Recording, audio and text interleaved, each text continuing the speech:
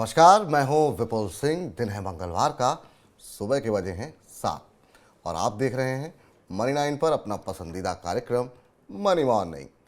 बिना समय गंवाए शुरू करते हैं आज का बुलेटिन। पहली खबर जुड़ी हुई है महंगाई से। 3 महीने घटने के बाद फिर बढ़ी रिटेल महंगाई। जनवरी में महंगाई दर बढ़कर 6.52% हुई। फिर रिजर्व बैंक के सहनीय स्तर के ऊपर पहुंची है महंगाई दर। 6% है रिजर्व बैंक का सहनीय स्तर। मसाले, अनाज, दूध और अंडों ने बढ़ाई है महंगाई।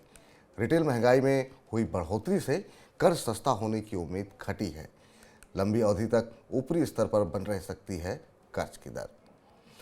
वित्त वर्ष 2022-23 के लिए ईपीएफ पर ब्याज दर अभी तक नहीं हो पाई है तय। ब्याज दर तय करने के लिए होने वाली बैठक की तारीख का अभी पता नहीं। 7 करोड़ नौकरी पेशा कर रहे हैं ब्याज दर घोषित होने का इंतजार। वित्त वर्ष 21-22 के लिए 8.1% थी ब्याज की दर।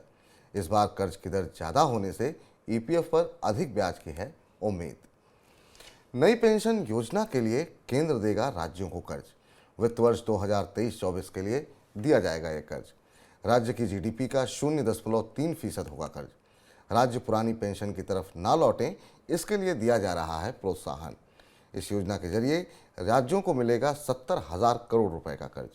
नई पेंशन योजना का खर्च उठाने में इससे मिलेगी मदद। अगली खबर पर चलते हैं। गेहूं की कीमतों में आई है गिरावट। दिल्ली में भाव घट करके 2625 रुपए तक आ गया।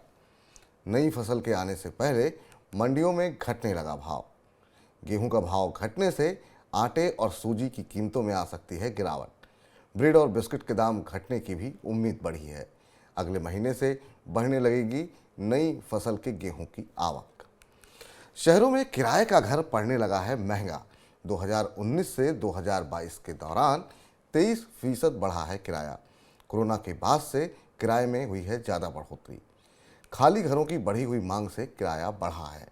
नोएडा में 15,500 रुपये में मिलने वाला 2 BHK अब 19,000 रुपये का हो गया। दिल्ली और कई अन्य बड़े शहरों में भी किराया तेजी से बढ़ा है।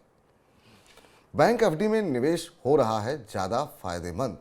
कई बैंकों में एफडी पर मिल रहा है 8 से 9% ब्याज। ब्याज दर बढ़ने से एफडी की तरफ ज़्यादा आकर्षित हो रहे हैं निवेशक। सितंबर तिमाही से ही बढ़ने लगा है एफडी में निवेश का रुझान। महंगाई घटाने के लिए रिजर्व बैंक को बढ़ानी पड़ी है ब्याज की दर। रिजर्व बैंक की बढ़ोतरी के बाद जमा बैंक पर दे रहे हैं ज़्यादा ब्याज। देश के गोल्ड ईटीएफ में घटा निवेश। जनवरी में लगातार तीसरे महीने निवेश में गिरावट देखने को मिली। जनवरी में निवेशकों ने 199 करोड़ रुपए बाहर निकाले हैं। हालांकि कई वैश्विक गोल्ड ईटीएफ्स अब करने लगे हैं सोने में खरीदारी।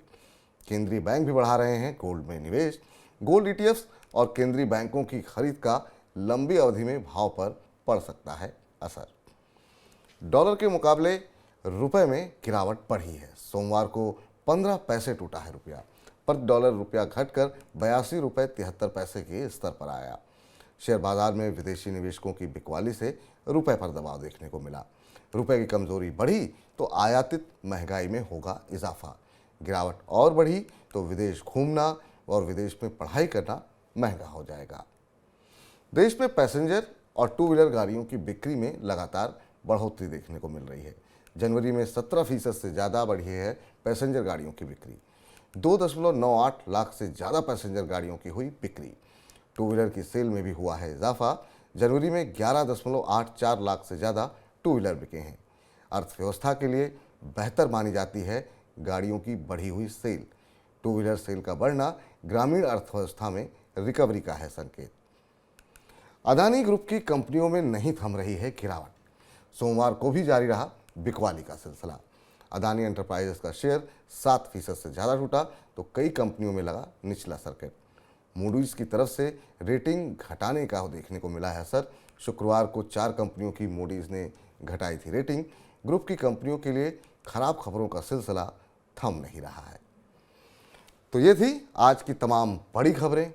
पर्सनल फाइनेंस की ऐसी ही तमाम बड़ी खबरों के लिए आप डाउनलोड कर लीजिए मनी 9 का ऐप। और साथ ही आपको बता दें कि हर रोज़ दोपहर 2 बजे हम जुड़ते हैं आपके पास। और आज दोपहर 2 बजे हम बात करेंगे खास मुद्दे पर। जी हाँ, साइबर फ्रॉड के मामले लगातार बढ़ रहे हैं। इनसे कैसे बचें, इनसे कैसे सतर्क रहें और आपके साथ अगर फ्रॉड हुआ है तो अपनी शिकायत कहाँ दर्ज कराएं। इन तमाम सवालों को आज हम समेटने की कोशिश करेंगे। दोपहर 2 बजे जुड़िएगा जरूर हमारे साथ। अमित दुबे होंगे जो कि आपके सवालों के जवाब देंगे। आपके साथ भी ऐसा कुछ हुआ है, आप भी अपने सवाल पूछ सकते हैं 9311211874 पर व्हाट्सअप करके अपना सवाल जो है हमारे साथ आप पूछ सकते हैं। Cyber crime investigator Amit Dubey ji हमारे साथ मौजूद रहेंगे दोपहर 2 बजे।